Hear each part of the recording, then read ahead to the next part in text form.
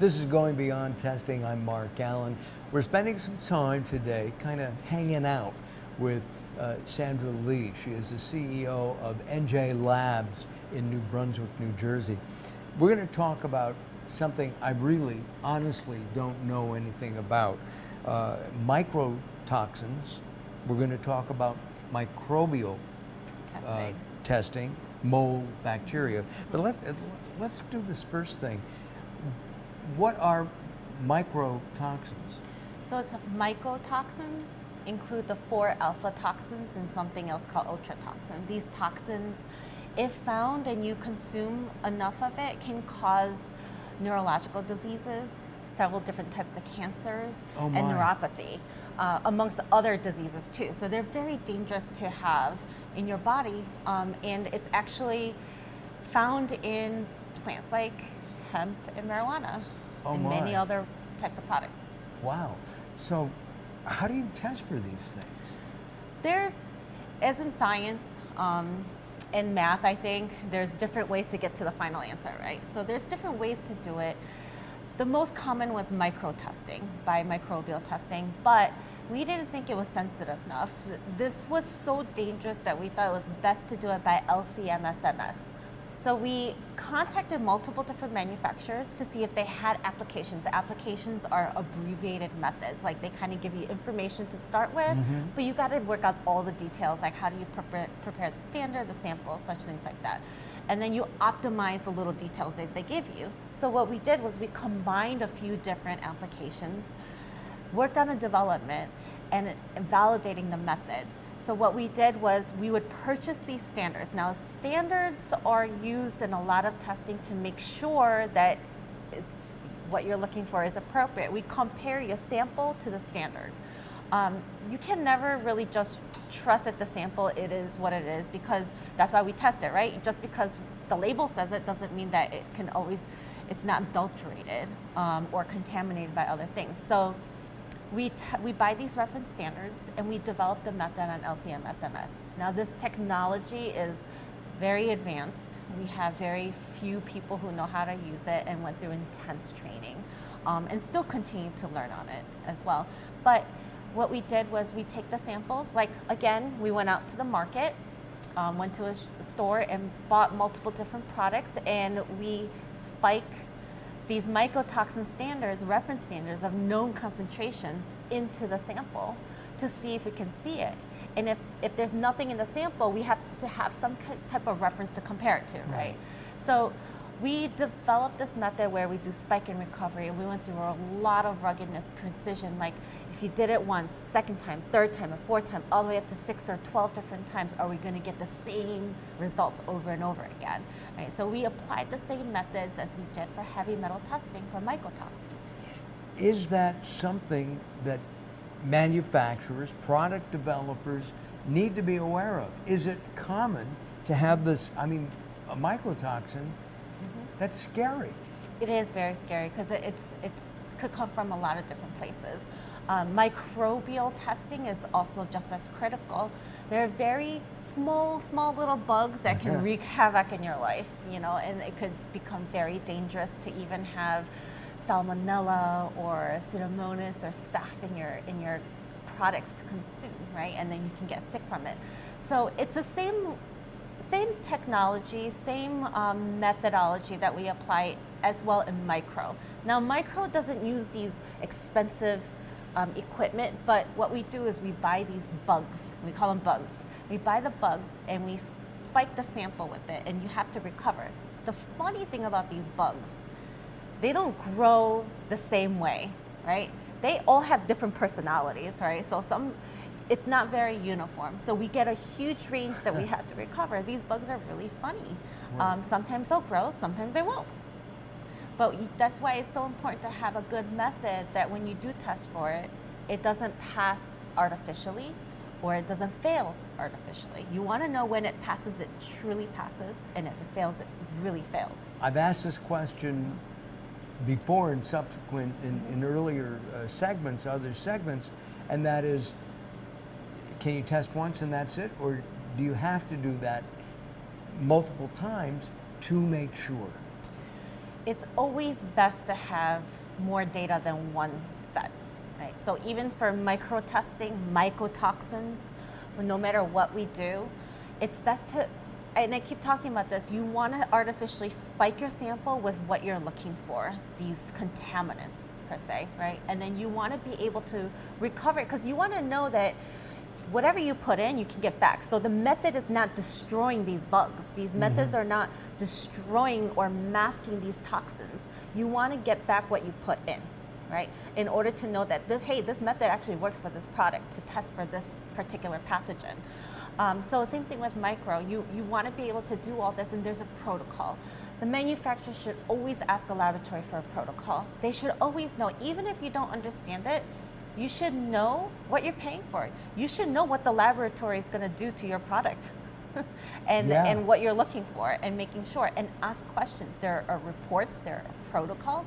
FDA requires that any validations, verifications, or any suitability of microtesting to have a protocol. You need to dictate what you are going to do on paper, and all the parties need to agree to it. When somebody comes to you, do they usually have a protocol, or do they rely on you to say, look, here's what we recommend you do with your product? In most cases, especially supplement nutraceuticals or the cannabis industry, they're not going to know. So what we do is we ask them, hey, we ask questions too. You know, we need to have a lot of information in order to start this project, versus a pharma company who's already going to know what they want. But anybody else, we ask them, what's your specifications? What are you actually looking for? What do you hope to gain from this study? You know, what's your target? What's your goal? And based on that, we typically work with them to write this protocol. We write it and they approve it. And if they don't understand something, they usually ask us questions, and we can explain why we have to do it such a way. A couple of weeks ago, I did something in my spice closet. I have lots and lots of spices. I went through it, and I found many spices. My basil, my fennel, a lot of it was just out of date. And some of this by years. I don't remember which one. I smelled it, and it smelled rancid.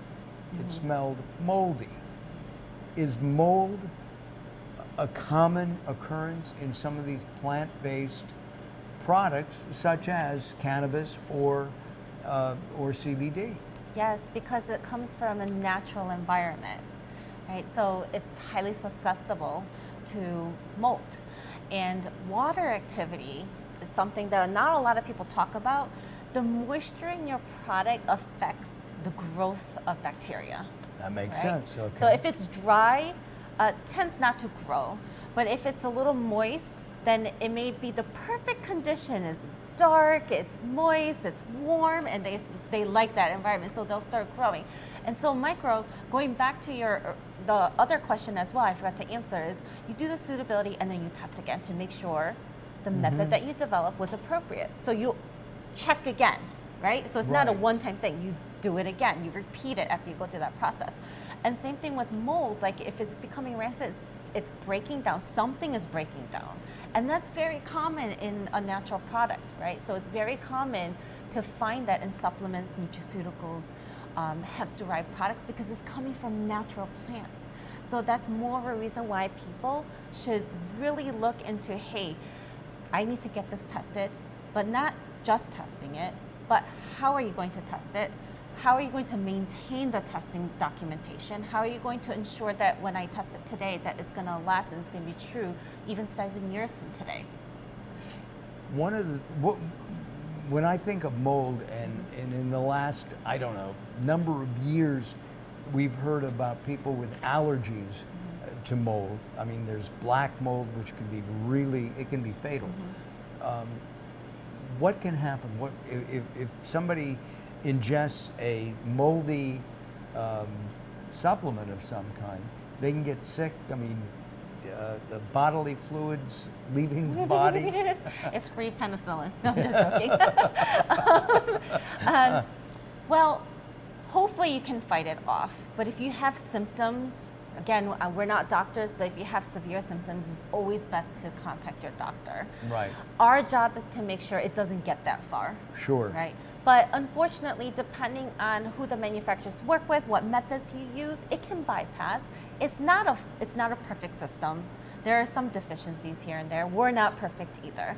But you can do many different things in your QMS, your quality management system, to prevent that from happening.